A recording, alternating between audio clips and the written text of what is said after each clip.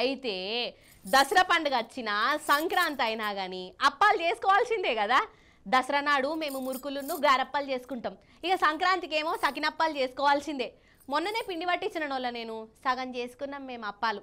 అన్నట్టు అప్పాల పిండి కోసం మనము గిర్నీకి పోయి పిండి పట్టించుకుంటాం కదా. ఇక అగర్సే కరెంటు పోతే కండ్లు కాయలయ్యేదాకా ఎదురు చూసుకుంటుండేది. అయితే కరెంటు గిర్నీ లేకుండానే పిండి పట్టించచ్చు. ఎట్లనో చూడాలి, మీరు చూసేయండి. ఇప్పుడు ఆసిఫాబాద్ లో ఉన్న మొల్ల ఇగో గీ ఇండ్ల కాడ చూడుర్రి ట్రాక్టర్ వచ్చింది కదా. ఎందుకు వచ్చిందంటారా? మంచిగా చూడుర్రి.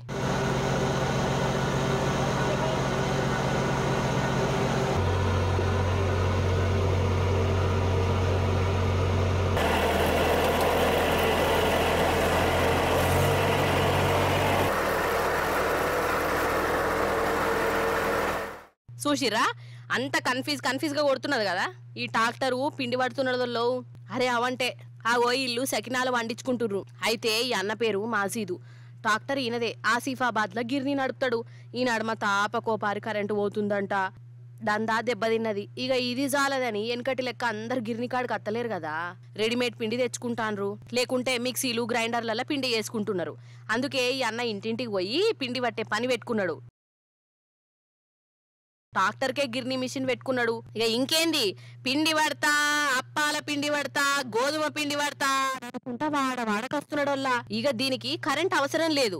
జనాలు కూడా గిర్నీ దాకా రావాల్సిన అవసరమే లేదన్నట్టు గిర్నే ఇండ్లకి వస్తుంది. ఏమన్నా ఉపాయం చేసిండా అసలు? మరి ఇంత తెలివితోనే ట్రాక్టర్ కు గిర్నీ పెట్టిన ఈ మాజీతో చదివింది ఎంతనో ఎరికేనా? 7వ తరగతే. ఇక మళ్ళీ చదవలే, గిర్నీ నడుపుకున్నాడు. చదువు లేకున్నా ఇంజనీర్ల లెక్క ఆలోచన చేసి ఇగో జనం దగ్గరికి గిర్నీ మిషన్ తెచ్చిండు. నిజంగా మెచ్చుకోవాల్సిందే కదా. మెచ్చుకోండ్రి మరి.